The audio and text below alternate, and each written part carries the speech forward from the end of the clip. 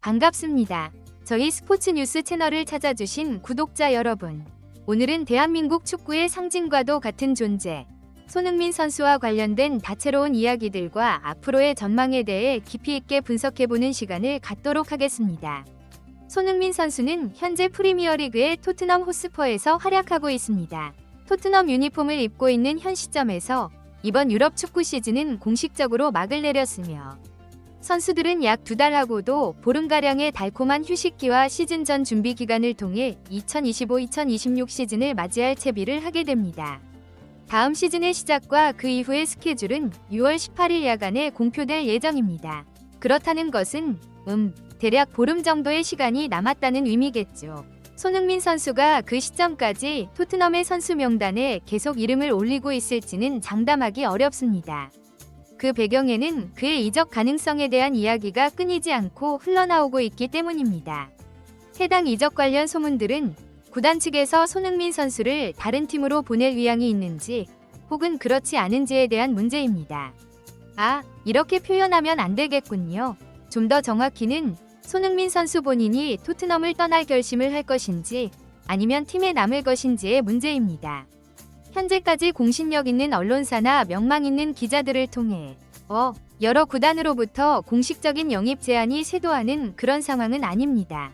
주로 신뢰도가 낮은 이른바 가십성 매체들에서 손흥민 선수를 사우디아라비아 리그로 이적시킨다거나 사우디의 여러 클럽이 그에게 관심을 보이고 있다는 내용의 기사들이 대부분을 차지하고 있습니다. 손흥민 선수는 대한민국 국가대표팀의 주장으로서 다가오는 북중미 월드컵 본선행 티켓을 수월하게 확보하느냐, 아니면 온갖 비난을 감수하며 어렵사리 본선에 오르느냐 하는 중대한 갈림길에서 이제 최종 2차례의 경기를 앞두고 있습니다. 그리고 잠깐의 휴식을 취한 뒤 유로파리그 우승컵을 들고 한국을 찾는 토트넘의 각종 행사에 참여할 예정이며 뉴캐슬 유나이티드와 K리그 올스타팀과의 친선 경기도 소화할 예정이므로 적어도 그때까지는 토트넘 선수 신분을 유지하는 것이 명백한 사실입니다. 그 이후에는 아스널, 독일의 강호 바이에른 뮌헨, 그리고 유럽 챔피언스 리그 정상에 오른 파리 생제르맹과 격돌하는 슈퍼컵 경기를 치른 후 본격적인 새 시즌에 돌입하게 됩니다.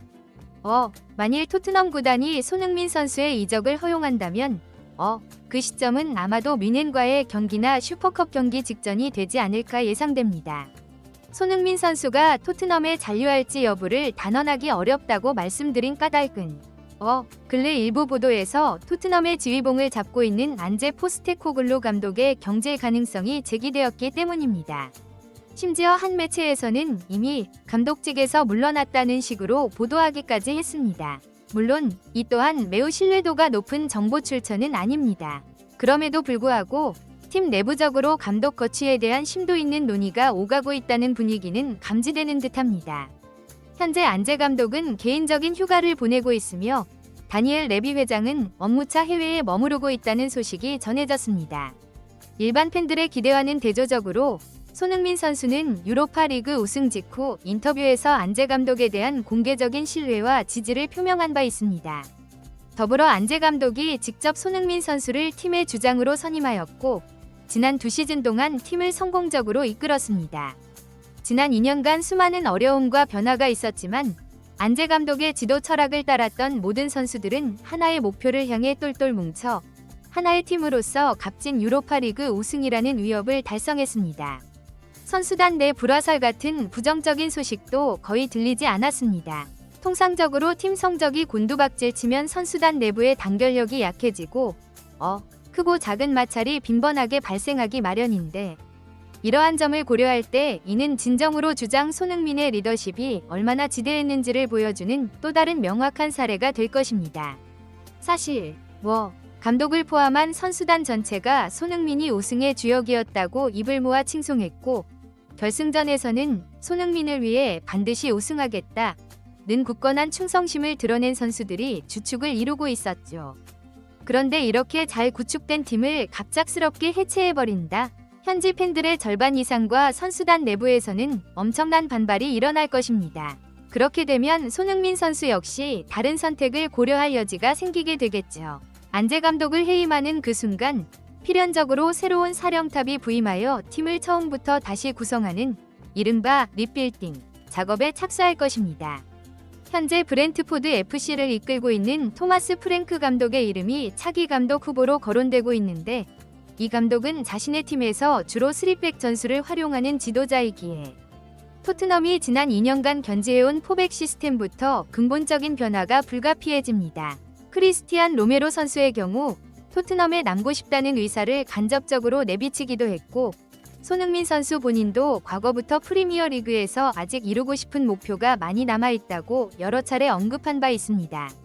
하지만 이제 선수로서 황혼기에 접어드는 나이를 고려할 때 또다시 새로운 리빌딩 과정에 적응하며 팀을 이끌어야 하는 상황에 놓인다면 불만이 표출될 가능성을 배제할 수 없습니다. 팬들 사이에서는 안제 감독의 경질을 원하는 목소리도 있지만, 동시에 손흥민 선수가 이제는 토트넘을 떠나 새로운 도전을 하길 바라는 팬들의 수도 적지 않습니다. 그렇다면 그 규모는 어느 정도일까요?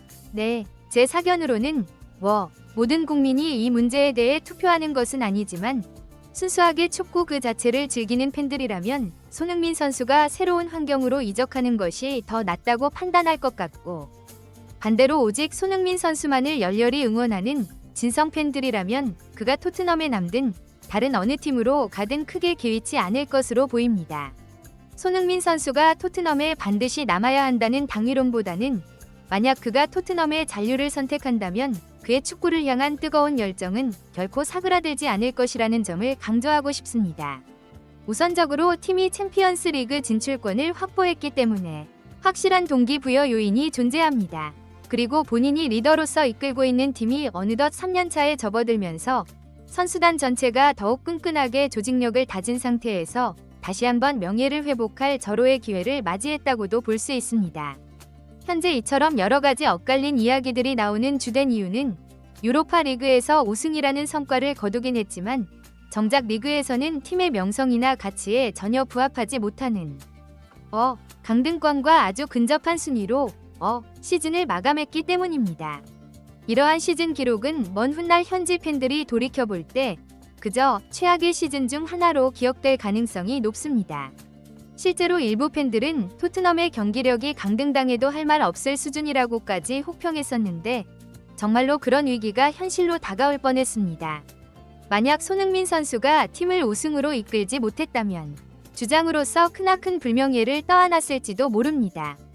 상상만으로도 아찔하네요. 결론적으로 유로파리그 우승을 통해 챔피언스리그 출전권을 획득함으로써 손흥민 선수는 다시금 마음을 다잡고 팀의 발전에 전념할 수 있는 강력한 원동력을 얻게 되었습니다. 또한 손흥민 선수가 한 팀에서 동일한 감독의 지휘 아래 3년 연속 주장 완장을 찬다는 사실 자체에도 큰 의미가 부여될 수 있습니다.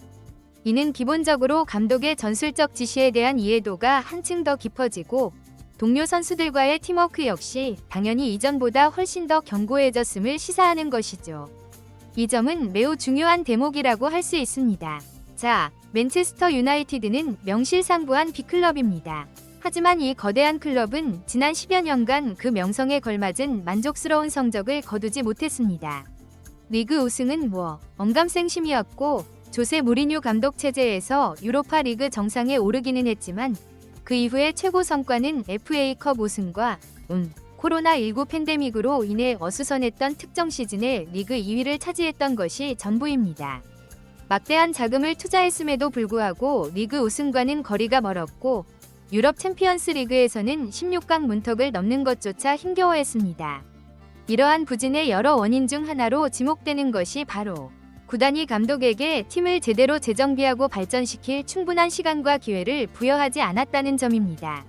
성적이 조금이라도 기대에 미치지 못하면 가차없이 경제의 칼날을 휘둘렀습니다.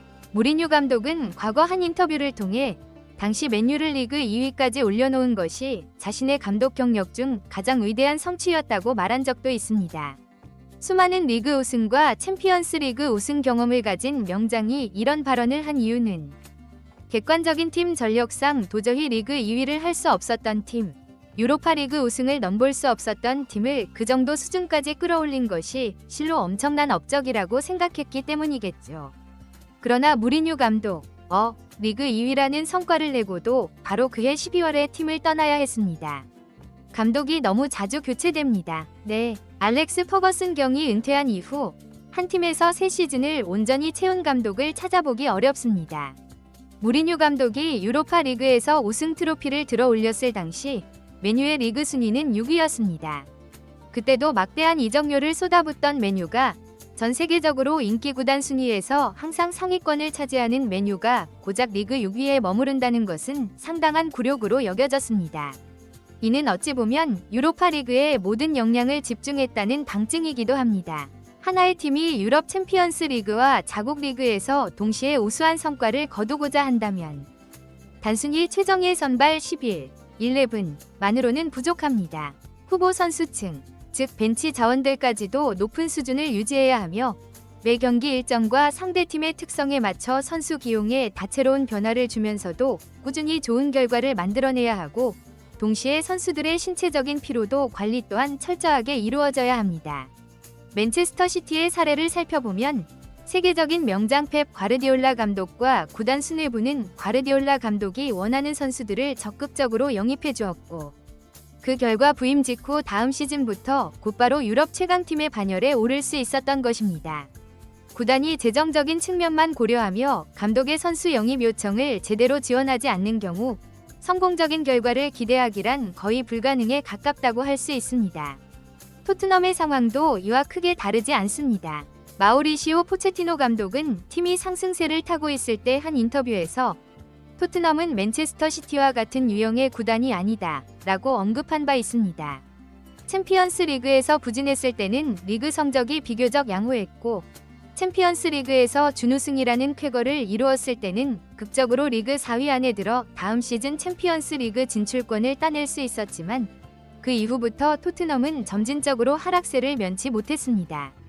구단이 감독에게 충분한 지원을 제공하지 못했던 것입니다. 조세 무리뉴 감독은 여러모로 불운한 시기를 보냈고 안토니오 콘테 감독은 부임 초기부터 우승하기까지는 시간이 필요하다고 공언했지만 과거 첼시 감독 시절처럼 혹은 이번 시즌에 나폴리처럼 부임하자마자 인상적인 성적을 거두자 팬들의 기대치가 덩달아 높아지면서 더욱더 좋은 성적을 내야 한다는 압박감에 시달렸습니다. 결국 제한된 선수 자원으로 무리한 운영을 하다 보니 팀 전체가 무너졌고 그 역시 스스로 팀을 떠나고 말았습니다. 이러한 패턴이 반복되는 토트넘이라면 당연히 만족스러운 성적이 나오기 어렵겠죠. 하지만 지금의 토트넘에게는 중요한 기회가 찾아왔습니다. 바로 안제 감독 체제의 세 번째 시즌. 손흥민 선수가 선수로서 절정의 기량을 발휘하기 시작한 이후 처음으로 맞이하게 되는 의미 있는 국면입니다. 팀의 몇몇 핵심 포지션에는 유럽 유수의 빅클럽들과 견주어도 손색이 없는 훌륭한 선수들이 포진해 있습니다. 이는 안제 감독 부임 이후 지난 2년간 꾸준히 선수 영입을 진행해온 노력의 결실이라고 할 수 있습니다. 매 시즌 구단이 허용하는 재정적 한도 내에서 선수단 보강에 투자를 지속한다면 다시 말해 팀의 전체적인 전력을 한 단계 더 끌어올릴 수만 있다면 챔피언스 리그와 국내 리그를 병행하면서도 이전보다 훨씬 더 안정적으로 좋은 성적을 유지할 수 있게 될 것입니다. 현 시점에서 토트넘에게 너무 이상적인 시나리오를 기대하기보다는 딱 3포지션 정도만 즉시 전력감으로 활용 가능한 수준급 선수를 보강한다면 토트넘은 분명 지금보다 훨씬 더 나은 성적을 거둘 수 있을 것이라고 생각합니다. 그래야만 고질적인 문제로 지적되어 온 선수들의 줄부상 문제도 어느 정도 해결될 수 있겠죠. 안제 감독 역시 팀이 설정한 목표를 달성하기 위해 선수들에게 높은 강도의 훈련을 요구할 수밖에 없었을 것이고 일부 선수들은 팀의 평균적인 수준을 넘어서는 자신의 기량의 110%를 발휘하려다 보니 오히려 부상 빈도가 잦아지는 악순환이 발생했던 것으로 보입니다. 안제 감독이 경기를 운영하는 전략이나 방식이 계속해서 진화하고 있다는 사실은 아마 팬 여러분들도 인지하고 계실 겁니다. 때로는 선수들의 개인 기량 부족으로 인해 다소 지루한 경기가 펼쳐지기도 했지만 최정예 멤버가 가동되었을 때는 실리적인 축구를 통해 결과를 만들어내는 경기도 분명히 있었습니다. 안제 감독은 현재 보유하고 있는 선수단에 더해 2~3명 정도의 잠재력과 실력을 겸비한 젊은 피, 가령 크리스탈 팰리스의 에베레치 에제 같은 유형의 선수를 영입할 수만 있다면 팀 전력이 비약적으로 상승할 것이라는 점은 의심의 여지가 없을 겁니다. 네, 단순히 몸값이 저렴한 선수를 영입하는 것은 솔직히 개인적으로는 다소 회의적입니다. 손흥민 선수도 이제는 경기당 60분에서 70분 정도를 소화하고 때로는 교체 자원으로 투입되어 30분가량만 뛰는 방식으로 시즌 전체를 운영해야 할 필요가 있으며 진정으로 필요한 포지션에 확실한 선수를 추가로 영입해서 우리 캡틴 손흥민 선수의 의미 있는 세 번째 시즌을 성공적으로 만들어가는 것이 가장 바람직한 방향이 아닐까 생각합니다. 네, 이 문제에 대한 여러분의 생각은 어떠신지 정말 궁금합니다. 댓글을 통해 다양한 의견 남겨주시고 영상이 마음에 드셨다면 좋아요 한 번씩 눌러주시면 감사하겠습니다. 고맙습니다.